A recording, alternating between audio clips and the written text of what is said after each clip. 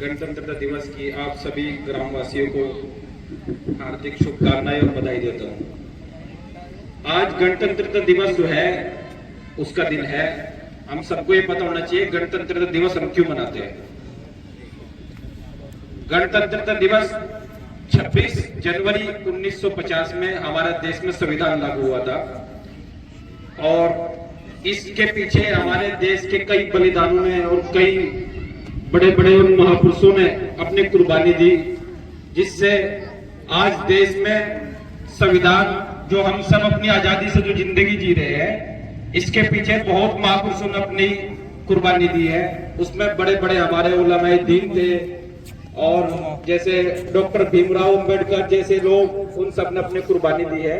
तो उसकी वजह से ही हम लोग आज इस हिंदुस्तान को इस खूबसूरती से जो हम देख रहे हैं, जो मतलब सभी मजहब के लोगों को अच्छे से हम लोग यहाँ योगदान है, आज उनको याद करने का दिन है। और मैं इन सब जो हमारे सामने जो लोग बैठे हैं, हमारे गांव के कुछ युवा लोग भी बैठे हैं, और मैं इनको इसलिए बधाई देता हूँ कि ये लोग अपना कीमती समय निकाल करके यहाँ आए। वैसे तो सड़कों पर लोग घूम रहे हैं और छोटा छोटा कोई भी कार्यक्रम हो, आज जबरदस्ती की भीड़ आदमी इकट्ठा करने चले जाते हैं, लेकिन आज जो 4, 6, 10, 20 जो भी लोग आए हैं तो ये बधाई के पात्र हैं। क्योंकि आज ये गांव मेरा अपना है, तो मैं कुछ चीजें आपसे यही कहना चाहता हूँ कि जिस तरीके से आप लोगों ने ये समय निकाला और यहाँ आप इंतजार कर रहे हैं, और भाई नोमान ने जो काम किया ये काबिले तारीफ है। जबकि ये काम नोमान भाई ने करके हमारे गांव के कुछ जो जिम्मेदार लोग हैं, उसमें सरपंच भी है और गांव के और भी सब लोग हैं, उन्होंने आज एक अच्छा सा कार्यक्रम करना था। तो ये हमारे लिए नोमान भाई दुर्भाग्य की बात है कि गांव के लोगों ने कार्यक्रम न करके दूसरे गांव का आदमी हमारे गांव में कार्यक्रम कर रहा, तो ये हमारे लिए दुर्भाग्य की बात है। तो आपने जो महफिल सजाई और जो मेहनत आपने की, तो आप बधाई के पात्र हैं। और मैं तो यही कहता हूँ कि यही आगाज होना चाहिए, यही अरमान होना चाहिए।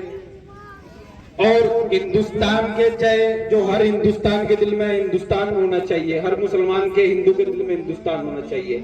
इसी से जो है ना एक अच्छा हिंदुस्तान बनेगा।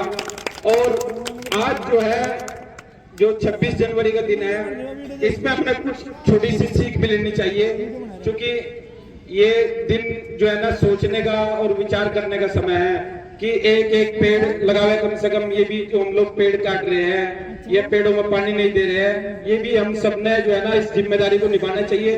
क्योंकि कोई एक आदमी की वजह से हिंदुस्तान सुंदर नहीं हो सकता। सबने हमने अपनी जिम्मेदारी को निर्वहन करना चाहिए और जो भी जिम्मेदारी है उसको अच्छे से निभाना चाहिए।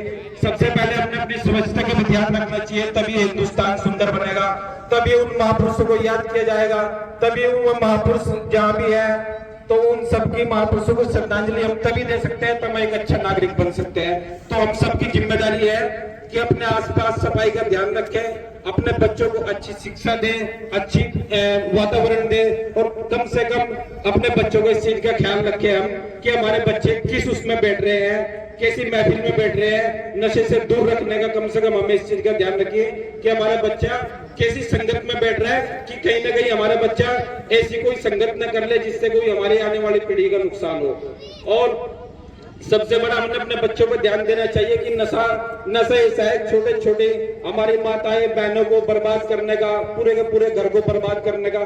कम से कम हमने इस नशे से दूर करने के लिए सबने अपने बच्चों को इस पर स्पेशल आप ध्यान देंगे।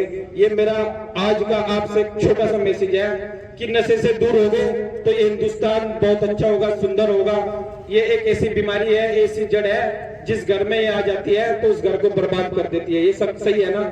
क्योंकि नशा इंसान की जो है ना जिन जड़ों में जुड़ जाता है, उस घर की जो है ना बर्बादी का ऐसा कारण बन जाता है कि वो घर बर्बादी की ओर चला जाता है। तो अपने बच्चों पे इस चीज का, हमें अपने भाइयों पे, अपने सबको जागरूक करने का ये दिन है आज।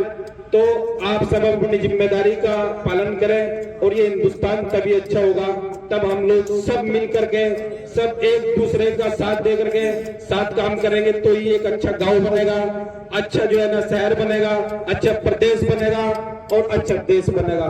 तब हम सबको मिल करके, एक अकेला आदमी कुछ नहीं कर सकता।